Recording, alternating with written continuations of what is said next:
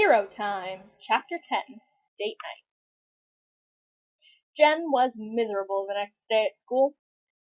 She'd only had one glass of the alien liquor, and she was so hungover she was wearing her sunglasses indoors. Kevin had laughed at her, called her a lightweight, and offered her a sip of the liquor to take the edge off, but she declined, sure that if she ate or drank anything she was going to be sick. She laid her head down on her desk and sighed. "Are you unwell?" Al's voice was soft, and he stepped up to her quietly, something she was extremely grateful for. She groaned. "May I assist you?" She glanced at him through the dark lenses of her sunglasses. "Unless you have an instant cure for the universe's worst hangover, I'm not sure there's anything you can do." Al let out a soft laugh and gently pressed his hand to the base of her neck. She felt something. It was a lot like what Gwen's magic felt like. Warm, but not unpleasant, almost soothing, like bathing in the summer sun. Her energy surged, and the nausea vanished along with her pounding headache. She sighed and looked up at Al. "Thanks, that's much better." He smiled at her. "I am glad I could be of assistance." Jen removed her sunglasses and smiled at Al. Their moment burst like a popped balloon when Julie skipped up to them. "Hey there, lovebirds." Jen went bright red, realizing Al's hand still rested on the back of her neck. Al blushed too, though Jen wasn't sure if Julie noticed. It was just a brief flash of light. "I was thinking the two of you should come to the pier tonight. Justin and I are going. It could be like a double date." Jen buried her head in her hands. "I would enjoy accompanying you to the pier, Jen, if you would have me for company." Jen peeked out from between her fingers and nodded. "I would like that a lot, actually." Al's smile was blinding. Julie clapped her hands. "Excellent. See you at 7 tonight." Julie skipped off, and Al took Jen's hand. "I look forward to tonight." He gently kissed the back of her hand and took his seat. The instant school let out, Jen biked to Gwen's house. Ken answered the door and pulled her into a hug. "How are you doing?"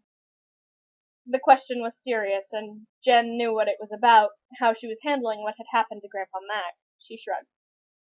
"I'm processing. Working helps. I need to make sure what he did wasn't for no reason." Ken nodded. "Is there something going on now? You looked freaked out when you got here." Jen blushed. "I need advice. I have a date tonight. Is Gwen home?" Ken grinned. "Yeah, but I'm not sure how much help she's gonna be. She came home around lunchtime. Went back to bed. Something about stupid alien liquor." Jen snorted a laugh. The two of them knocked on the door to Gwen's room, and a few minutes later the door was opened by a very disheveled-looking redhead. She glared at Jen. "How aren't you hungover? You actually finished your drink." Jen shrugged, unable to keep a smile off her face. "Pays to have an alien prince with healing powers at my school, I guess." Gwen grumbled and made to shut the door in their faces. "Wait, I need help. I have a date tonight." The door paused. "With said space prince?" Jen nodded at her cousin's question.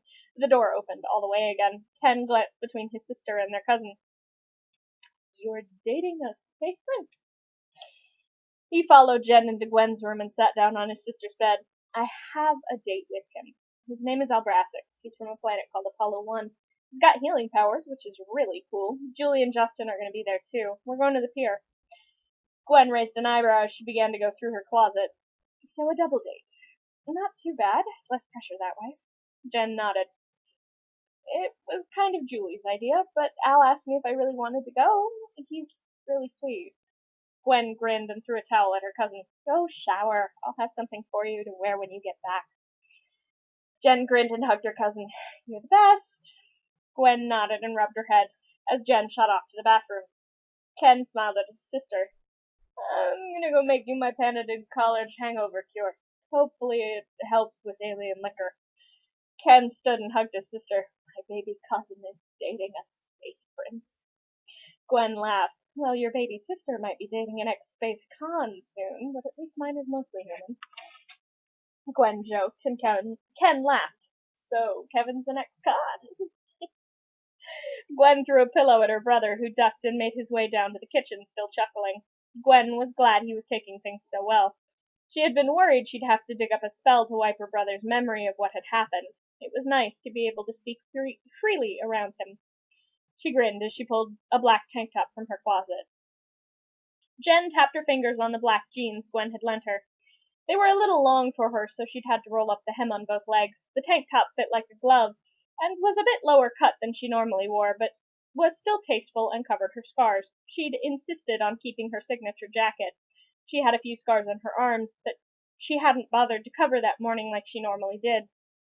They would be a little difficult to explain. One in particular, it rested barely an inch from where the Omnitrix now sat, exactly where the edge of it used to sit. During one of his attempts to steal it from her, Vilgax had nearly taken her whole hand. She'd just managed to transform into Diamond Head before he could finish the swing. When she transformed back, the wound was already healed, but the scar had never gone away. She had a few others, but they were from much less life-threatening circumstances. She smiled as she spotted the pier. Julie and Al were already standing there. Don't have too much fun, and if you're gonna sleep with him, use protection. You never know with aliens. Kevin joked as they pulled up to the curb. Jen flipped him off and hopped out of the car as Gwen shook her head. Getting attacked by carnival rides was not how Jen wanted her first date to go. Not by a long shot. It was made even worse by the fact that Justin had stood Julie up, and now both Julie and Al were being held hostage by one of those giant swing rides, while Jen dangled off the pier holding onto a loose board. She sighed. This is just not my night. Her point was proven when the board came loose entirely, dumping her into the water a good 3 feet below.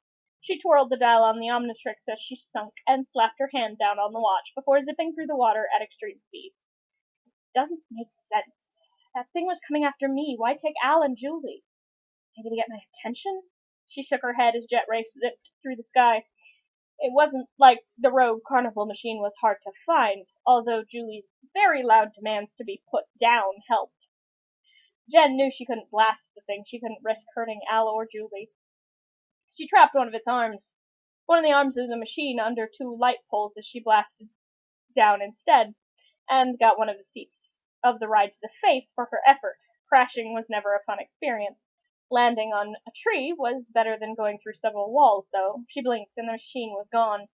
Either it was faster than she'd anticipated, or she'd hit her head harder than she thought and passed out. She looked down and flexed her wings. She was still Jet Ray, so it was unlikely that she'd passed out. The Omnitrix reverted her to normal when she lost consciousness. She shot back into the air and scanned the horizon. She didn't spot the machine, but she did hear Julie. Put us down! The human girl sounded surprisingly calm, just angry, not scared. Then the voice went silent entirely. Jen shot off in the direction she'd heard it from and found the machine, with its seats empty. Anger flared in her, and her eyes glowed, ready to blast the thing to pieces.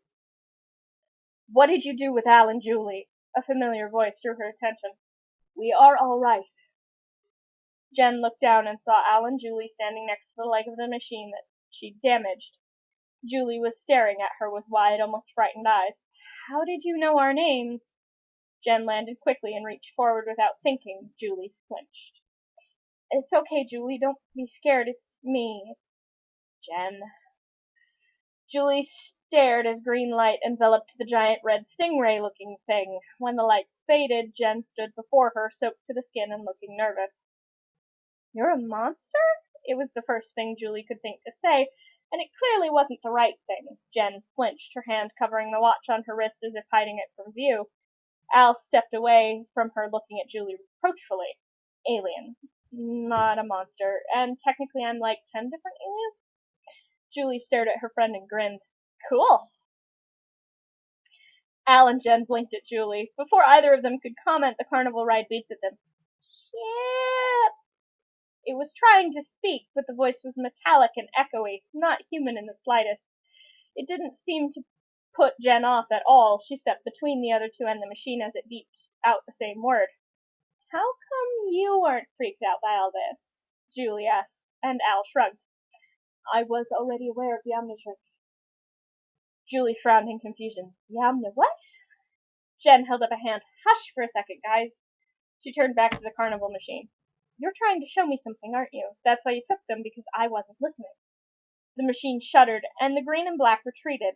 Once the machine was back to normal, it collapsed, no longer sentient and able to hold itself up. A beeping near the base of the trashed ride caught Jen's attention, and a small blob slid across the ground and up to her. Shit! It beeped again and pointed with its head deeper into the forest. Jen looked that way and spotted a bright red light. She nodded to the blob. Lead the way. It beeped happily as if it knew that she was finally listening. It took off towards the light and Jen raced after it, Al and Julie hot on her heels. They found the ship easily after that.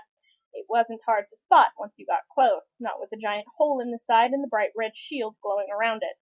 The injured pilot was of a familiar species to Jen. A galvanic mechamorph? Julie raised an eyebrow. You know him? Jen shook her head as she spun the dial on her watch. Not personally. I used to be able to turn into one of those things. Called myself Upgrade. The small blob beeped again, catching all three of their attentions. It morphed into a smaller version of the ship in front of them and exploded back into its normal form. Jen glanced at the ship and spotted the problem. There was a countdown timer running across what looked to be the power core. He needs help, Al pointed out as a fresh wave of electricity forced a scream from the creature. Julie made a step forward, but Jen stopped her with a hand. Get any closer to that shield and it'll fry you like an egg. I've got something that should be able to handle it, though. She slapped down the dial, and Julie watched her best friend change. It was hard to describe exactly what she was watching. Jen seemed to stretch and shift as tough hide covered her, and she grew rapidly. When it was over, she was a 12-foot-tall dinosaur with bright green eyes, the same color as her regular ones. She shoved her way into the ship through the force field and pulled out the piece of equipment that was beeping and flashing. She raced out of the ship and threw it hard, just in time, too, for it was barely above the tree lines when it exploded. Julie ducked, and a shadow passed over both her and Al. She looked up and saw Jen, the giant dinosaur, standing over them, protecting them from any shrapnel that might come raining down. She blinked. You okay? Her voice was still recognizable, but was more hoarse than it was normally. Al nodded, and Julie let out a long breath. Yeah, I think so. The small round object on Jen's chest, a green and black hourglass, beeped and turned red. Green light flashed, and Jen landed next to them as if she'd been standing about where the DNAlien's heart had been. Are you unharmed? Jen nodded at Al, then turned back to the ship behind them. Come on, let's help him out. Getting the mechamorph, Bazel, safely out of his damaged ship was much easier now. Jen and Al set him down on a nearby rock. Are you injured? It was difficult for a being with no mouth to frown, but Bazel managed it perfectly well. I'm not exactly in peak health, no. Al glanced at Jen, who shrugged. If you want to help, that's up to you. I'm not in charge of you. Julie frowned as Al reached up and peeled off his face. A white light flashed this time, and she blinked as she realized that Al wasn't human either. I set my best friend up on a date with an alien. Jen laughed lightly as Bazel allowed Al to assist him.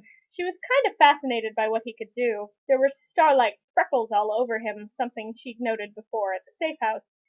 But when he was healing, they glowed much brighter. His powers were more violet than Gwen's, and she'd never been able to pull off healing. Not yet, anyway. Soon Bazel was back on his feet, such as a galvanic mechamorph had feet, and Julie offered their assistance in repairing the ship. Al followed suit, and soon Jen found herself on top of the ship, reslotting an antenna into place with Al's help. She laughed as she pulled off her jacket and tied it around her waist. This is probably the most disappointing date you've ever had, huh? Al shrugged. I would not say that. The company is excellent. It does not matter what activity we engage in, as long as I get to spend time with you. Jen went bright red as Al brushed her hair out of her eyes. Something tapped Julie on the shoulder, and she looked up at Bazel. Those two are together. I was unaware the wielder of the Omnitrix had a life mate. Julie shook her head. I don't know about life mates. It's not really a concept we have here on Earth, but I think they make a nice couple. A few hours later, they were finished, and Bazel lifted back off into the air. He left a section of the ship open so he could bid them farewell. Jen frowned as she shouted up at the ship. What about this? She pointed at the dog-like mechamorph that was currently nuzzling Julie's legs. Aren't you taking him with you? Bazel shook his head. No, he appears to prefer your company to mine. He's yours now. Jen shook her head as the ship fully closed and took off into space. Al reached forward and wrapped his hand around hers. He was warm, despite the fact that he looked like he was cut from a piece of marble. Julie laughed as the small mechamorph leapt into her arms. "I'm gonna call you Ship," she declared, and Jen laughed. Julie turned back to the two of them. "I want to know everything." Chapter 11. Going Back. Verdona knew that one thing no being she had ever met could do was erase regret. She'd met beings all over the galaxy, beings of pure energy like her, beings descended from Anodites like herself, who only retained some of their heritage, whole species like that even. She'd run across a being or two who could move through time. Even they had regrets. If she had to pick her greatest regret, it was not having a larger hand in her children's lives. Not her children on Anodyne, she was rather close with them, even training her troublesome grandchild Sunny from time to time, but she had other children, her children with the most interesting non-energy being she'd ever met. Max Tennyson was one of a kind, and now he was missing, possibly dead. She'd felt his mana vanish a few nights ago, and it had felt like someone driving a spike through her heart. She hadn't seen him in so long, even for her it had been a while, and she didn't experience time the way he did. She took off for Earth without a backwards glance or a word to anyone. She could do that, and often did, though she hadn't been to Earth in a long time. When she arrived, though, she found something very, very interesting. Her granddaughter, Gwen, had inherited her power in spades. Gwen was much more interesting than anyone else on the dirt ball Max had called home, but that wasn't to say she was the only interesting thing there. No, Verdona had never bothered to learn much about the infamous Gen 10, never fully making the connection to Max. She'd only met the grandchildren once when she'd tested them for the powers that ran through their bloodline. Of course, her children were aware of her alien nature, but neither of her human boys had ever showed a spark of power. But she'd had to check her grandchildren. Carl and Sandra had been more against it than Frank and Natalie, though at the time neither Ken nor Gwen showed any sign of power. So Verdona just hadn't told them when she'd appeared in her granddaughter's room in the middle of the night one night while the child slept soundly in her crib. Jennifer had been a tiny little thing as Verdona picked her up and cradled her. She had fussed at first, but giggled when Verdona let her play with the strands of mana that made up her hair. That was a promising sign. Gwen had fussed the whole time. The Anodite laughed as the baby tried to chew on the mana despite her lack of teeth. Reading an infant's aura was easy, they were open books. Though they hadn't been alive long enough to really develop a personality, mana control was a thing that generally developed early, if it developed at all. Jen had been painfully ordinary. A plain pink aura just slightly brighter than most, the only giveaway of her heritage. But as Verdona looked over her grandchildren for the first time in nearly 16 years, she saw something that surprised her. Gwen was powerful, could possibly unleash a full Anodite form if pushed too hard, and that could be dangerous, but Jen had changed too. And it wasn't a shift with age. No, her whole aura was different, and Verdona zeroed in on the reason immediately. Azimuth's precious creation practically bubbled with energy, 1,000,000 potential lives contained in the small device on her grandchild's wrist. Its aura was a bright green, similar to the life aura of a galvanic mechamorph. The watch was alive, in a manner of speaking, and Verdona couldn't find where the watch's aura began and Jen's ended. They had fused on a level much greater than physically. Verdona wondered if the teenager knew just how tightly bound she was to that machine. Likely not, but Gwen might have noticed a difference in her cousin's aura. When Gwen rejected her offer to accompany her to Anodyne and learn everything there was to learn, Verdona was angry and more than a little upset. This was a once-in-a-lifetime chance. When Jen and Kevin leapt to Gwen's defense, it made Verdona smile. Kevin's determination to defend Gwen reminded her of the very first time she'd met Max. "Well, you can't have her." It was almost the exact same thing Max had said to the synthroid that had kidnapped her all those years ago. But Jen fought like Max, even in other alien forms. She thought on the fly and adapted. She might be woefully human, but she was definitely of the same stock as Max Tennyson. Verdona wouldn't be surprised to learn that Max had trained her when Jen insisted she wanted to join the plumbers.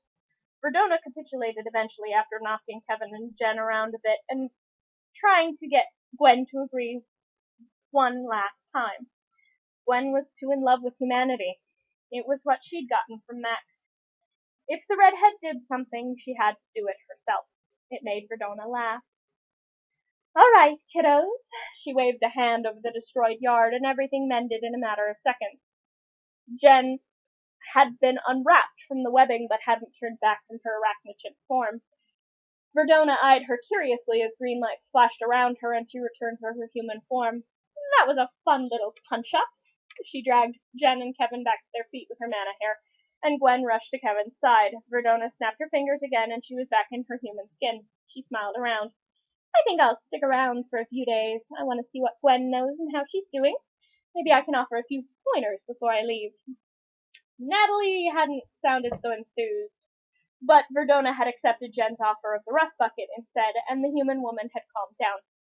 Later that night, Gwen was sitting on her roof alone. Ken, who Verdona was disappointed to discover was fully human, no anodite powers manifesting late or Galvan-altered tech aura, had arrived after everything and headed off to bed, a little too weirded out by the whole thing. He was trying to be there for his sister and cousin, but he wasn't as flexible as them, too much like his mother, with not enough Max in him. Verdona had joined Gwen, and they sat in silence for a moment. I have so many questions. Verdona nodded. I'd be disappointed if you didn't. She laughed. Max used to talk my ear off about everything he could think of a question for. Gwen smiled with melancholy. Is he dead? Verdona frowned. Jen had been pushed to tell the story of what had happened to Max earlier that night before she'd left, but the poor girl's whole aura had shuddered with guilt and anger and sadness. Verdona had changed the subject, telling a story about herself and Max from back in their good years. I don't know. His aura isn't here anymore, but that doesn't always mean death. Gwen looked down at her fingernails and nodded. Verdona watched her. You have more questions? Gwen nodded. When Dad told me you were an alien, I wondered if anodites come in different colors? Verdona smiled. Gwen was fishing for information on why her cousin showed up a different color. No, my dear. Normal life energy will always appear pink. It comes in millions of different shades, but it's always pink. Though sometimes adolescent anodites are blue, but they tend to grow out of it quickly. Gwen's frown deepened and she looked out across the streets of Bellwood, her eyes glowing dimly. Verdona could feel her reaching out through the mana field to find her cousin, an easy task finding a streak of green in the sea of pink. You're worried about her. Yeah. It hadn't really been a question, but Verdona was glad that Gwen had answered it, especially when she continued. Ever since my powers showed up, when I was 11, I've been able to sense auras, but she's the only one I've ever seen with a green one. And for the record, my powers were blue when they first showed up. Verdona laughed. Well, she's certainly the only human with a green one, but hardly the only being. If you ever go to Galvan B, you'll see a whole planet full. Gwen frowned. I don't understand. Verdona smiled and held up an orb of power. It was bright pink, but as Gwen watched, she saw an image resolve into the surface, as if projected onto the orb. Jen was sitting at the main computer console of the Hole, the plumber base under Ed's mechanics shop. She looked exhausted, but her fingers were flying across the keys of the computer. Gwen frowned. She said she was going home. She made to stand, but Verdona stopped her. You should have known she was lying. Her left eye twitched. Verdona laughed. Gwen sighed and went back to watching the image of her cousin. She frowned when it zoomed in on the Omnitrix sitting innocently on the young brunette's wrist. The orb flashed green and for an instant stayed that way. Then it dissolved. You understand better now? Gwen nodded. The green is the Omnitrix. But Grandma, she took it off for 5 years and her aura never changed. It's always been green.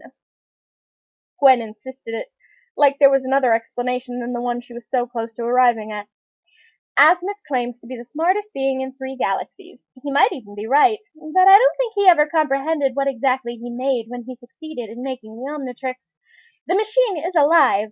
It may have a will of its own. I don't know. My theory is that it fused with the will and mana of the first thing it touched. In this case, being Jen. Gwen frowned. We're never getting that watch off her again, are we? Verdona shrugged. I don't know. Anadites live in the here and now. There are other things that deal with time. She rested her hand on Gwen's shoulder and chose her next few words carefully. I don't know that it would matter, even if you did get it off of her. She is part of the machine. A part of her always will be. It will always be part of her. Just like how you couldn't give up your powers, she'll never truly be able to give up the Omnitrix. Gwen looked pensive. I wouldn't worry about it too much, dear. What will come. Now how about you show me some of what you've learned? I haven't worked with a self-taught Anodite before. Gwen shook her head. Actually, Grandma, I'm really tired. I think I'm going to get some sleep. Verdona rolled her eyes. Killjoy, I'll stick around for the next few days. I'll be at the rest bucket if you need me. She snapped her fingers and vanished.